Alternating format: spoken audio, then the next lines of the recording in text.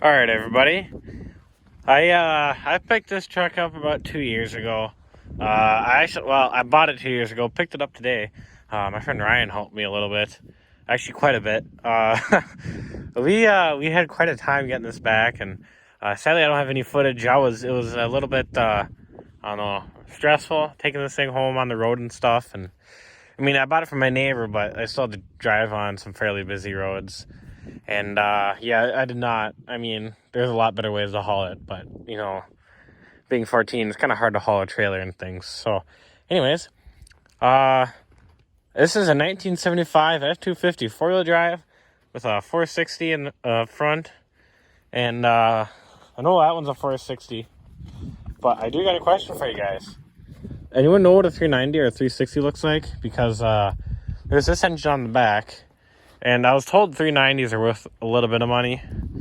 And this one is definitely locked up and needs a complete rebuild, but I don't know how much they're worth.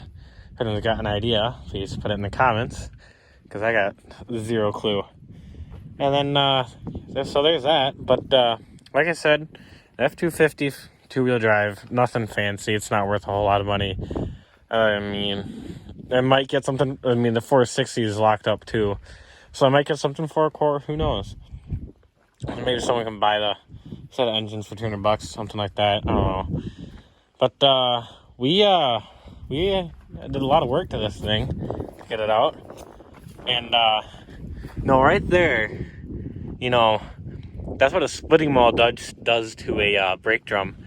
We just kind of took it. It was like an 8-pound splitting maul, and we just hammered on that brake drum until it came off, and various amounts of pieces. Let's see if there's any up here. But yeah, I mean, we pretty much just hammered on that thing until it, went psh, and then yeah. So that's how you free up a brake, if you want to know. And then the fronts, those are disc, and we had a fun time doing that. Keep in mind, this was all in like the middle of the woods too. So, but for them, we just kind of unbolted this. And we actually found a T-post that would fit in there, and we just kind of hammered plus a T-post, and we bent them out. Then we literally just took a hammer and we knocked the brake material off of that, or the actual brake pad part that stops it, because, well, that's obviously going to be frozen up in there. And so, yeah. And then, I just kind of, what we did is we wrapped a chain around here and took some skid loader forks, and we just kind of picked up the whole entire thing and dragged it back about probably about a quarter mile to a half mile away home. It worked pretty good. A little bit stressful because, well, you can't obviously see there's a cab there if you didn't know, and so yeah, it was kind of hard to see any oncoming cars. But other than that, it was fine. Probably should have had a spotter, but we were good. Actually, he left after we got the thing out of the woods because he had to go somewhere. But yeah, so alone doing this thing was a bit of a challenge. But this thing's got an interesting story it has to tell, I think. It was last parked in 1993. And it says, Northern Alive Swimming Pools, Minneapolis, Minnesota. So yeah, it's kind of interesting. Obviously, they must have pulled the trailer with it or something like that. And that was last tabbed in 93, as you can see on the license plate there. And this cab is I've seen some tough shape cabs. This is by far the worst.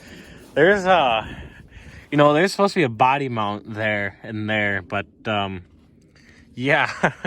I mean, it's so bad the rag joint, or not the rag joint, but the little coupler between the steering column and the power steering unit, I mean, it's completely, they just broke right off of each other.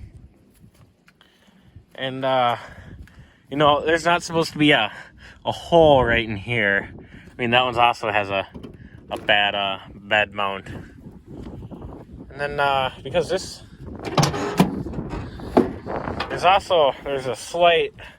a small little hole. Maybe I can do a street sign or something to patch that one up.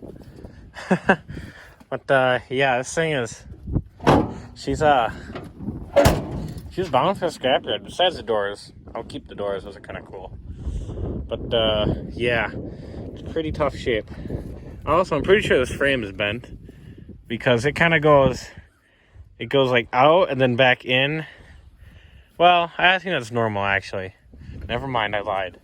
But yeah, I don't know. This thing, it's got a couple problems. Somehow we broke those off today.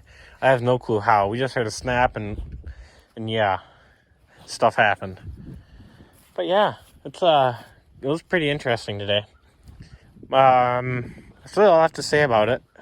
The reason why I bought this is, if you don't know, my crew cab actually caught on fire. Had a gas fire on the hood, or under the hood. And I bought this truck because I had the right distributor and a carburetor I was going to use. Carburetor actually didn't work. It was too, a little bit rusty and stuff, and so we called it into that carburetor. But, yeah, it's the only reason why I even bought this truck. And, yeah, I mean, now it's just going to get... We're going to take the skid loader. We're going to go... We're just going to pick it up and get a steel dumpster, and we're just going to drop it right in and take her to the scrapyard because, well, that's how you fix things. Well, that's how at least I'll fix this thing. Now that one we got to probably should keep around. That one's worth a little bit more money. But, yeah. Anyways, that's really all I have to say about this. Not a whole lot. But, if anyone does want parts off of it, I'd be happy to sell you parts. Or the doors, maybe even too. I'll sell the doors. And same with this highboy. This highboy I'd like to sell as complete because it's, well, a highboy. And it's got a nice frame and nice axles going to go on it. So, yeah, I'll sell the whole highboy too. But just comment below and if you want to buy them. Because, yeah, I want to sell them. So, and plus, it is true what Hobo Grow knows. Merchandise, I guess you would have. Not merchandise, but, you know, an artifact. That'd be kind of interesting. But, yeah, anyways, I'll probably see you all later.